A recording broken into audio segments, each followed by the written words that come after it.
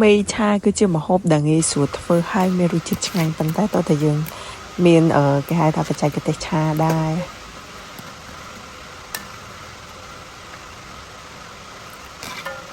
និយាយរួមឆាមីគឺយើងមកលាយគ្រឿងទុកមុនចេះគឺល្អងាយស្រួលឆាហើយឆាទៅឆ្ងាញ់ទៀតអញ្ចឹងគឺខ្ញុំមានបន្ថែមជាមួយស្រាចិនបន្តិចដែរគឺខ្ញុំលាយប្រេងខ្យងទឹកស៊ីអ៊ីវទឹកត្រីទឹកស៊ីអ៊ីវខាប់ប៊ីចេងស្ករជាមួយហើយបន្ថែមជាមួយនឹងខ្លាញ់ផុំ3ក៏ចប់ដែរ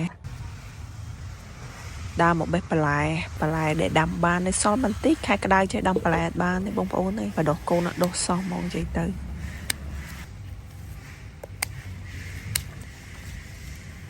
បន្លែផងខ្ញុំមានដើមស្ពៃតឿជាមួយនឹងស្លឹកកញ្ឆាយបងប្អូន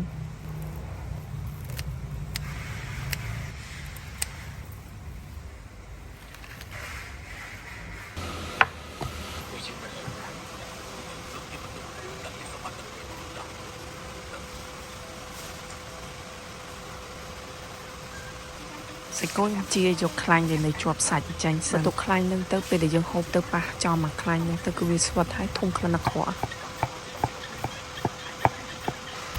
ហើយសាច់គោនេះដែរគឺខ្ញុំក៏ឆាទៅគឺចូលជាតិគ្នាហ្មង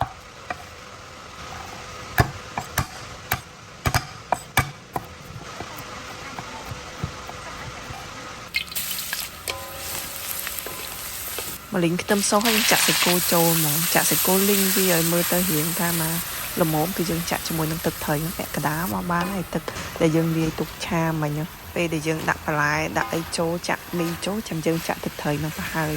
ប៉ុណ្ណឹងគឺរួចរាល់ច្របល់មីចូលជាមួយនឹងគ្រឿងជាមួយនឹងសាច់ហ្នឹងទៅគឺឆ្ងាញ់តែម្ដងរសជាតិនិយាយទៅគឺថែមថយគ្រឿងតាមចំណូលចិត្តផងបងប្អូននិយាយរួមទៅរសជាតិគឺផ្សេងគ្នាអញ្ចឹងខ្ញុំអត់ហ៊ាននិយាយថាត្រូវដាក់ប៉ុណ្ណេះអីទេតាមចំណូលចិត្តបងប្អូនប៉ុន្តែក្បួននឹងឆានេះគឺខ្ញុំឆាបែបនេះទទួលបានរសជាតិឆ្ងាញ់